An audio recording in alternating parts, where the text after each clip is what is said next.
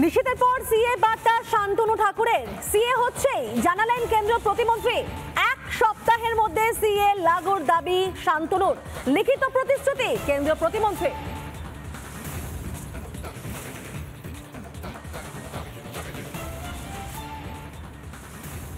শান্তনুবাবু, বাংলার মানুষ জানতে চাইছেন, আপনারা তো অনেক দিন ধরে বলে আসছেন সিএ ইমপ্লিমেন্ট হবে হবে হবে, কবে হবে?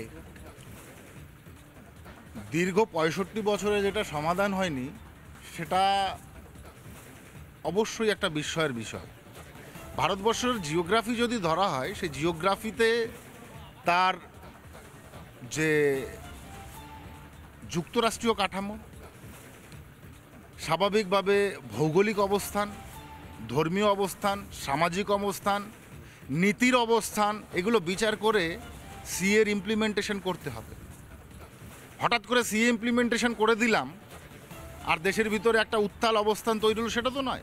অবভিয়াসলি হোম মিনিস্ট্রির পক্ষ থেকে এই সময়টা নেওয়া হয়েছে যাতে ভারতবর্ষে সিএ ইমপ্লিমেন্টেশন হলে জাতিগত বিদ্বেষ, রাজনৈতিক বিদ্বেষ, ধর্মীয় বিদ্বেষ, সামাজিক বিদ্বেষ, ল্যাঙ্গুইস্টিক বিদ্বেষ, এইগুলো যাতে তৈরি না হয় তার জন্য সময় নেওয়া হয়েছে। এবং within 7 days it will be implemented. That is my guarantee I already given to CN channel. মানে আজকে হচ্ছে জানুয়ারির একেবারে শেষ সপ্তাহ, আর এক সপ্তাহের মধ্যে সিএ ইমপ্লিমেন্ট হবে Within 7 days. মুখ্যমন্ত্রী বারবার বলেছেন কোনোভাবে এই রাজ্যে সিএ ইমপ্লিমেন্ট করতে দেওয়া হবে না। রাজ্যে সিএ তো ইমপ্লিমেন্টের দরকার নেই। মুখ্যমন্ত্রী তো কোনো ইসের দরকার নেই, আমার এনওসির দরকার নেই। তো এটা ইস্যু তো সেন্ট্রাল গভর্নমেন্টের ইস্যু, রাজ্য সরকারের ইস্যু কোথায়? গোটা দেশের মানুষকে বলুন যে সিএ এক সপ্তাহের মধ্যে যারা ইমপ্লিমেন্ট হবে। সিএর বিরোধিতা করছে, যারা বলছে হতে দেবে না, তাদের গ্যারান্টি দিচ্ছি উইদিন 7 days। 7 দিনের মধ্যে সিএএ ইমপ্লিমেন্ট করা হবে, এমনটাই স্পষ্ট বার্তা কেন্দ্রীয় মন্ত্রী শান্তনু ঠাকুরের। এক সপ্তাহের মধ্যে সিএ লাগুর দাবি করলেন শান্তনু ঠাকুর, লিখিত প্রতিশ্রুতি পর্যন্ত দিলেন কেন্দ্র প্রতিমন্ত্রী। তবে এটা কি প্রথমবার? একেবারেই না। এর আগে নিশীথ প্রামাণিকও একই কথা বলেছিলেন এবং একেবারে সম্প্রতি তিনি এই কথাই বলেছেন 2024-এই সিএ হবে। জানতে চাই বাংলায় অনুষ্ঠানে সেখানে সিনিয়র এডিটর স্বর্ণালী সরকারের সঙ্গে এক্সক্লুসিভ সাক্ষাৎকারে মন্তব্য করেছেন নিশীথ প্রামাণিক যে আগে হবে সিএ, তারপর হবে এনআরসি। শুনুন। দেখুন, প্রথম কথা বলবো, আপনারা জানেন যে সিটিজেনশিপ অ্যামেন্ডমেন্ট অ্যাক্ট হয়েছে এবং খুব তাড়াতাড়ি সিএ লাগু হতে চলেছে, এটা আপনাকে আজকে অন ক্যামেরা বলে যাচ্ছি। এবং সিএ লাগু হওয়ার পরেই পরিষ্কার হয়ে যাবে যে কাদের অনুপ্রবেশ ঘটেছে, কারা অনুপ্রবেশের মদত দিয়েছে এবং কারা কারা অনুপ্রবেশকারী, সেটা কিন্তু একেবারে পরিষ্কার চিত্র আমাদের সামনে চলে আসবে। এবং পাশাপাশি যারা এখন পর্যন্ত নাগরিকত্ব পায়নি, যারা বিভিন্ন দেশ থেকে প্রতারিত হয়ে, ধর্মীয়ভাবে প্রতারিত হয়ে এখানে এসছেন, হিন্দু, শিখ, খ্রিস্টান, বৌদ্ধ, জৈন, যাদের বিভিন্নভাবে, যারা ধর্মীয়ভাবে প্রতারিত হয়ে সেই দেশের সংখ্যালঘু হয়ে যারা এসে ভারতবর্ষে আশ্রয় নিয়েছে, তাদেরকে নাগরিকত্ব, যারা এখন পর্যন্ত পায়নি তাদেরকে নাগরিকত্ব দেওয়া হবে। পাশাপাশি যারা অবৈধভাবে এখানে বসবাস করছে তাদেরকেও। কিন্তু তার জন্য তো তাহলে এনআরসি করতে হবে, মানে কোনটা আগে, সিএ না এনআরসি? তাহলে দেখুন, আমার উত্তরটা হচ্ছে যে আমরা যে অ্যাক্ট হয়েছে, আমরা সিএ যে অ্যাক্ট হয়েছে সেটাকে আমরা ইমপ্লিমেন্ট করব। সেটা কি 2024-এর ইলেকশনের আগে? ইমিডিয়েট সেটা আমরা করব, নিশ্চিতভাবে আমরা 24-এই করব। বঙ্গ রাজনীতিতে ফের শিরোনামে রয়েছে সিএ। কেন্দ্রীয় প্রতিমন্ত্রী নিশীথ প্রামাণিকের পাশাপাশি শান্তনু ঠাকুরের গলাতেও ঠিক একই সুর। আর সেই সঙ্গে বিজেপি নেতৃত্বের মন্তব্য যে 7 দিনের মধ্যে বাংলায় কিছু হবে, যা বেশ ইঙ্গিতপূর্ণ বলে মনে করছে রাজনৈতিক মহল।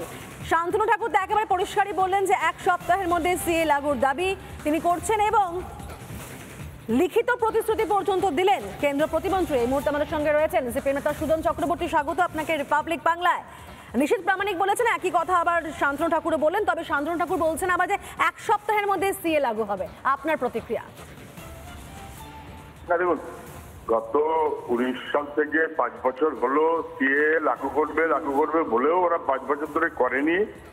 ওদের মুখ পর্যন্ত ওয়েট করতে হচ্ছে। বোঝা যাচ্ছে যে ওদের কাছে সিএ এটা মানুষের নাগরিকত্ব সংক্রান্ত বিষয় যা গুরুত্ব, তার চাইতে আসলে ওদের কাছে গুরুত্বপূর্ণ হচ্ছে ভোট এবং রাজনীতি, যেটা নিয়ে না বোঝার কোনো কারণ নেই।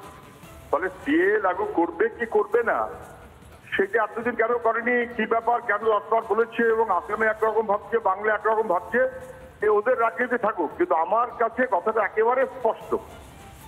মানুষ তারা নাগরিক, আবেদন করতে হবে এবং সমস্ত নথিপত্র জমা দিতে হবে। যে নথিপত্রগুলো জমা দেওয়ার কথা ওরা বলেছে সেই নথিপত্রগুলো বেশিরভাগ মানুষের পক্ষে জমা দেওয়া সম্ভব নয়।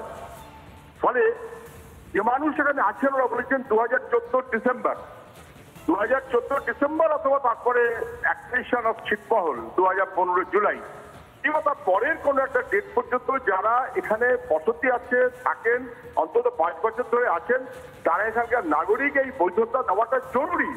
এবং সেইটার কারণে এত খেয়ে রাজনীতি করার দরকার ছিল না। আমাদের নাগরিকত্ব আইনে আসামের জন্য যেমন 6A আছে, যেমন 6A/1 করে আসামের জন্য 1977-71 আর আমাদের জন্য 2014, বাকি রেস্ট অফ ইন্ডিয়া। এইটাই ছিল সবচেয়ে সহজ কাজ, জরুরি কাজ। নাগরিকত্ব দিতে চাইলে তারা করতে পারতেন, তারা করেননি। আর যে আইনে ওরা করতে বলছেন সেখানে নাগরিকত্ব দেওয়ার কোনো প্রভিশন দেওয়া নেই, বরং 1955 অনুযায়ী নাগরিকত্ব এখনো চলছে, পুরনো আইন অনুযায়ী চলছে।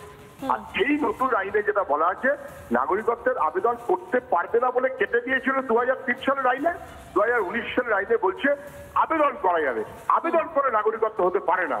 নাগরিকত্ব মানুষের বসতি, তার পারিপার্শ্বিকতা, তার বাস্তবতা, তার উপর নির্ভর করবে। ফলে রাজনীতি করছে, এ নিয়ে কোনো সন্দেহ নেই। ঠিক এর মতো নাগরিকত্ব আইনে একেবারে অনেক ধন্যবাদ আপনাকে সুজন বাবু। আমাদের সঙ্গে ছিলেন সুজন চক্রবর্তী। অর্থাৎ তিনি বলছেন যে তার বক্তব্য আমরা বুঝতে পারলাম, কিন্তু এখানে একটাও প্রশ্ন উঠছে যে 1 সপ্তাহের মধ্যে কি সিএ সম্ভব, সেটা সিএ লাগু হচ্ছে, নজর থাকবে সেদিকে।